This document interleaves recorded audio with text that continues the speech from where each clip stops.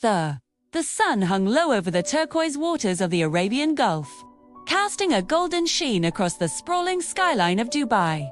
It was early 2026, and the city pulsed with its usual rhythm: supercars gliding along Sheikh Zayed Road, yachts bobbing in the marina, and the faint call to prayer blending with the hum of ambition. For Meghan Markle, this glittering metropolis had once seemed like the perfect next chapter, a place of luxury, discretion, and endless opportunity. Far from the relentless scrutiny of London tabloids and Montecito gossip, she and Prince Harry had envisioned a quiet landing, a strategic partnership, perhaps a wellness initiative tied to one of the Emirates' visionary projects, or even a discreet residency that offered the privacy they craved while keeping doors open to global influence. Harry, ever the optimist, had spoken of new horizons. Meghan, with her trademark determination, saw it as a way to rebuild on her own terms. But as their private jet touched down at Al Maktoum International, the dream began to fracture in ways neither had anticipated. The first sign was subtle: an unusually long wait at immigration. No red carpet, no VIP escort.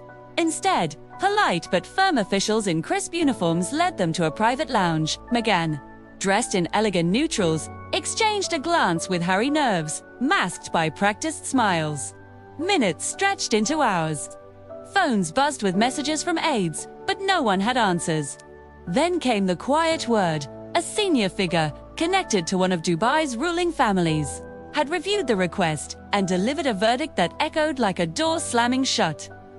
"You are not welcome here."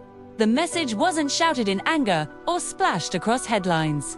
It was delivered with the calm precision Dubai was famous for: diplomatic, final, and absolute. No explanation was offered publicly, but behind the scenes, the reasons crystallized. Dubai's leadership, masters of image and alliances, had weighed the risks. Close economic ties to the UK, a monarchy they respected deeply, made any association with someone who had publicly critiqued that institution a potential diplomatic misstep. More than that, patterns from Meghan's past high-profile interviews, staff disputes that lingered in the press, ventures that promised much but delivered headlines instead, created what one insider called unacceptable reputational volatility. Meghan felt the sting acutely. In Montecito, she had built a narrative of resilience, the woman who spoke truth to power, who left a gilded cage for authenticity. But in Dubai's world, where loyalty to tradition and harmony were currency, that narrative read differently. It wasn't hatred. It was caution. A sheikh known for his forward-thinking reforms, yet unwavering commitment to stability, had simply said no. The couple was escorted back to the jet, the city lights fading behind them like a promise unkept. Word spread quietly at first, whispers in diplomatic circles, then leaks to select media. Fury bubbled in Montecito. Meghan paced the sunlit living room of their sprawling estate, Harry watching with quiet concern. "This isn't just rejection," she said, voice tight. "It's erasure." Harry, torn between defending her and feeling the weight of his own choices, suggested reaching out to old contacts. But the silence from allies was deafening. The setback rippled eastward. Saudi Arabia had been the backup planner kingdom, investing billions in rebranding itself as progressive, open to global voices. Discussions had been tentative, perhaps a humanitarian collaboration or security for a low-key visit. But the review was swift. Officials examined the timeline: the Oprah interviews, explosive claims, the Netflix series that aired family grievances, the legal battles that refused to fade. To a culture where respect for monarchy was woven into the fabric of society, public criticism of one's royal house wasn't boldness, it was a breach. A senior advisor reportedly summarized it in 3 words: reputational risk unacceptable. The response was polite decline, no fanfare, no drama, just absence. Invitations vanished. Conversations ended. Meghan's team scrambled to reframe it as a scheduling conflict. But the truth settled like dust. 2 of the world's most influential powers had drawn a line. Suspense built in the quiet months that followed. In Montecito, the estate felt larger, emptier. Harry grew reflective.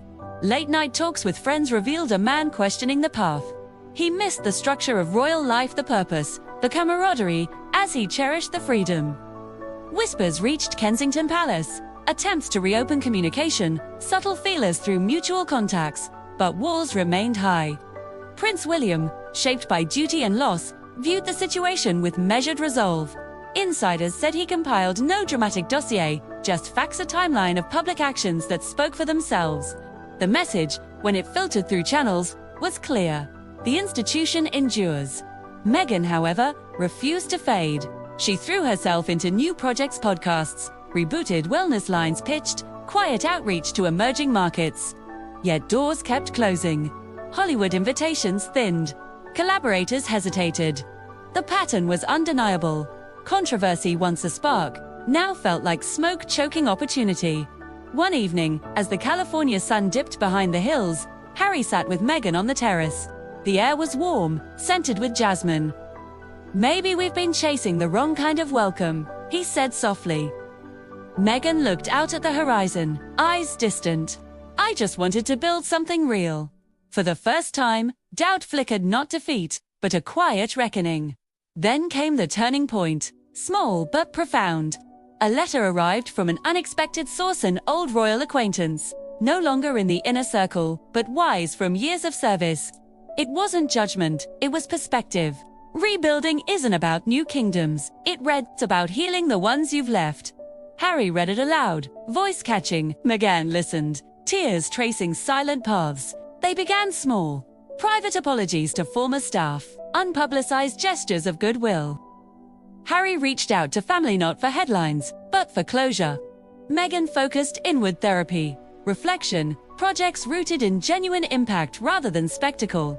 Months later, a different invitation arrived, not from Dubai or Riyadh, but from a small humanitarian foundation in Jordan. No glamour, no crowns, just meaningful work aiding displaced families. They accepted quietly. In Amman, amid refugee children laughing over shared stories, Meghan felt something shift. Harry watched her kneel to tie a shoelace, and for a moment, the weight lifted. Back home, the estate no longer felt like a fortress. It became a base for family, for growth, for the slow work of redemption. Headlines faded, peace grew. The BANS, once humiliations, became catalysts. Not for revenge, but for reinvention on humbler terms. In the end, the most powerful doors weren't those of palaces or emirates, they were the ones within: forgiveness, humility, love. And as the couple walked hand in hand toward a quieter future, the world watched, not in scandal, but in quiet hope. Sometimes, the greatest escape isn't running away, it's coming home to yourself. Through the golden haze of a Montecito sunset filtered through the floor-to-ceiling windows of the Sussex residence, painting the expansive living room in warm amber tones. It was March 2026, and the estate, once a symbol of triumphant independence, now felt vast and echoing. Prince Harry stood by the terrace doors, watching Archie and Lilibet chase fireflies in the garden below, their laughter a fragile counterpoint to the tension inside. Meghan sat on the cream sofa, scrolling through her phone with a focused intensity that Harry had come to recognize as armor. The Dubai incident had happened weeks earlier, but its shadow lingered. What was meant to be a discreet, high-profile wellness summit invitation, perhaps a partnership with a luxury emirate-backed initiative, had unraveled at the airport. No dramatic confrontation, no flashing cameras. Just a prolonged security review in a sterile lounge, followed by a courteous escort back to the jet. The message, delivered through a mid-level official with impeccable politeness: "Her Highness is not welcome at this time."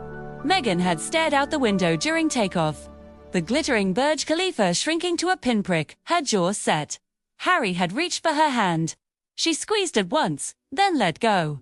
Back home, the fallout was quieter, but no less cutting. Emails from potential collaborators dried up. A planned Middle East tour for CRUEL's mental health programs stalled. Meghan's team huddled in virtual meetings, reframing the narrative, logistical misunderstanding. But the truth seeped in through back channels. Dubai's leadership, ever attuned to global optics and their long-standing UK alliances, had seen the risk. Public criticisms of the British monarchy, amplified by the Oprah sit-down, the Netflix docuseries, and Harry's memoir Spare, created a pattern that clashed with the region's reverence for royal institutions. Still, in a world where loyalty was currency, Meghan's story read as disruption, not empowerment. Harry broke the silence first. "We could try Jordan again." The WHO trip was positive. They invited us back for follow-up work. Meghan looked up, eyes tired but resolute. Jordan was humanitarian. This was business, and even there she trailed off.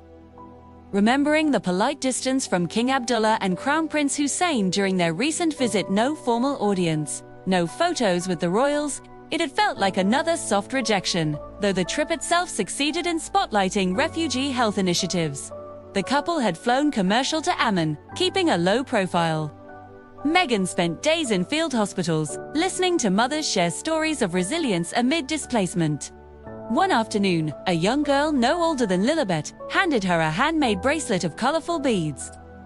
"For strength," the child said in halting English. Meghan wore it every day since, a small talisman against the growing isolation. Harry, volunteering alongside, found solace in the work purpose, without protocol. But the absence of royal welcome stung, a reminder that even neutral ground carried echoes of old divides. Suspense mounted in the weeks that followed. Rumors circulated in Montecito circles, financial pressures from the estate's upkeep. Staff reductions, the Netflix lifestyle series quietly shelved after mixed reception. Meghan's as-ever brand faced hurdle supply chain issues, partner hesitations. Harry felt the weight most acutely. Late nights found him in the study, rereading old letters from his grandmother, Queen Elizabeth II. He missed the structure of the diaries, the duty, the sense of belonging to something larger. Freedom, once exhilarating, now carried a subtle loneliness. One evening, as rain pattered against the windows, unusual for California, Harry sat Meghan down. "I've been thinking about reaching out. Not for forgiveness, not yet. Just acknowledgement."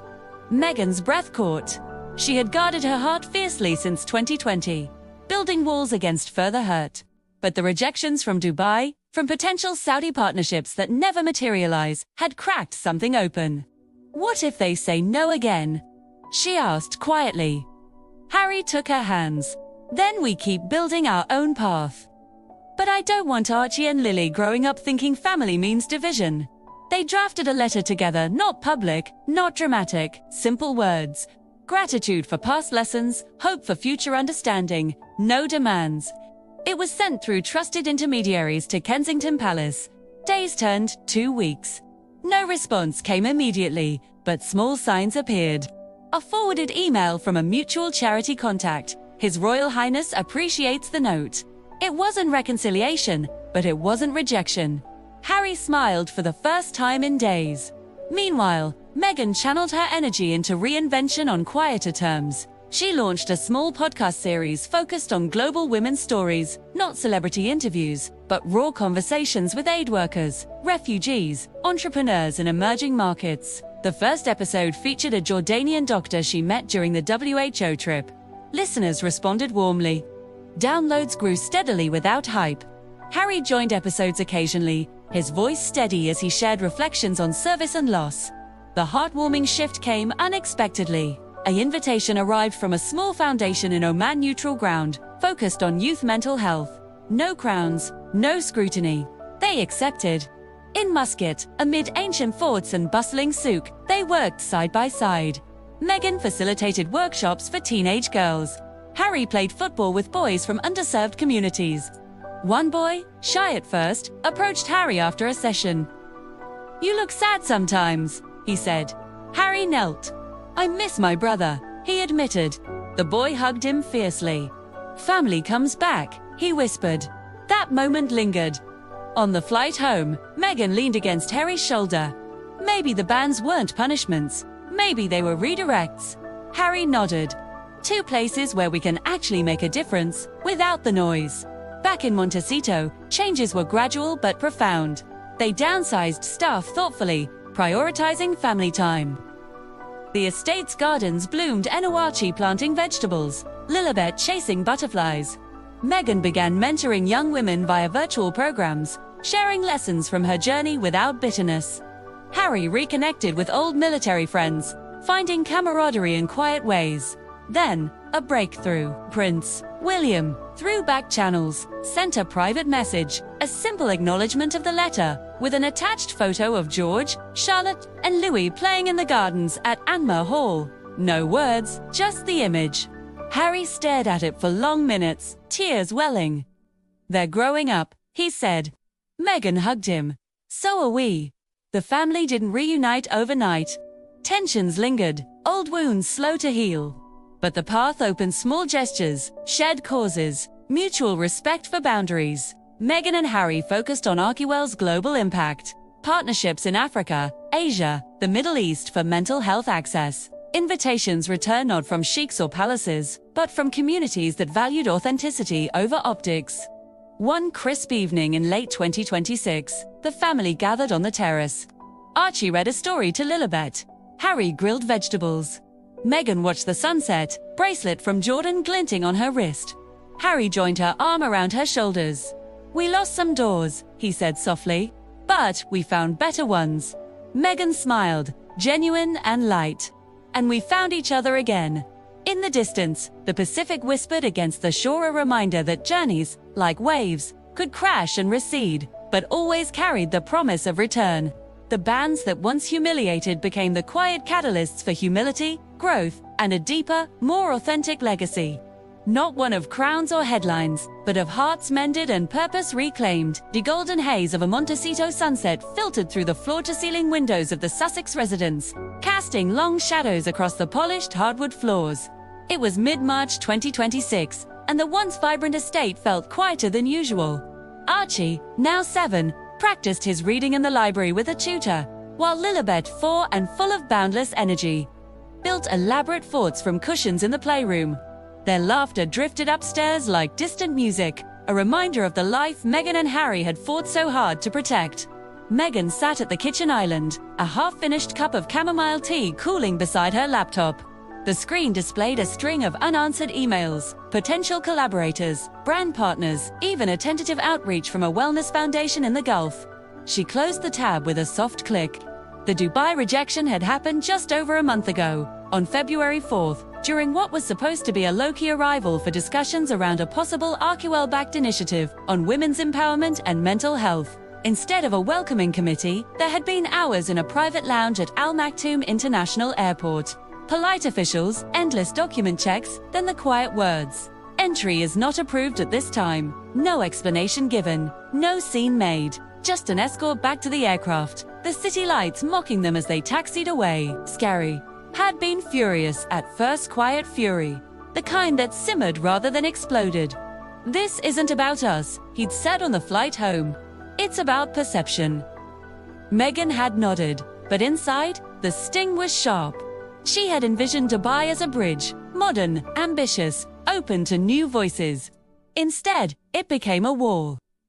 Insiders later whispered the decision traced back to high-level caution. Dubai's leadership, with deep UK ties, viewed the Sussex's public narrative, the interviews, the series, the memoir, as too volatile for association. In a region where royal respect was non-negotiable, public critique of one's own monarchy carried weight. The Saudi whispers followed soon after. A back-channel inquiry through mutual contacts had explored a humanitarian time, perhaps, security support for CRUEL events, or a quiet visit to highlight women's rights reforms. The response was even swifter. A polite decline, no follow-up. Reputational alignment, not feasible. One diplomatic note, reportedly read. Meghan had stared at the message when it arrived via secure email, her fingers trembling slightly. Harry wrapped his arms around her from behind. "We'll find other doors," he murmured, but the doors kept closing closer to home too. Netflix's partnership on as ever. Her lifestyle brand ended abruptly in early March. Mutual, they said publicly, but insiders called it a clean break. The streamer cited a shift in priorities. Meghan's team emphasized independence. The reality felt like another quiet exile. Projects stalled in development limbo. The long-announced adaptations, the documentary buzz from Sundance, nothing concrete. Financial whispers grew louder in Montecito circles: estate costs, staff adjustments, the need for tighter budgets. Harry felt it most in the small things: fewer security details, more hands-on parenting, the absence of the royal machine's seamless support. One rainy afternoon, rare for California, Harry found Meghan in the garden, kneeling in the dirt, planting lavender. Her hands were muddy, her hair tied back in a simple ponytail. She looked up, eyes red-rimmed but determined. "I keep thinking if I'd stayed silent, played the game differently." Harry knelt beside her, taking the trowel. "You spoke your truth. That's who you are." They worked in silence for a while, the earth cool under their fingers. Archie ran out with Lilibet, both giggling as they helped by scattering seeds haphazardly. The family laughed together, the first real, unforced laughter in weeks.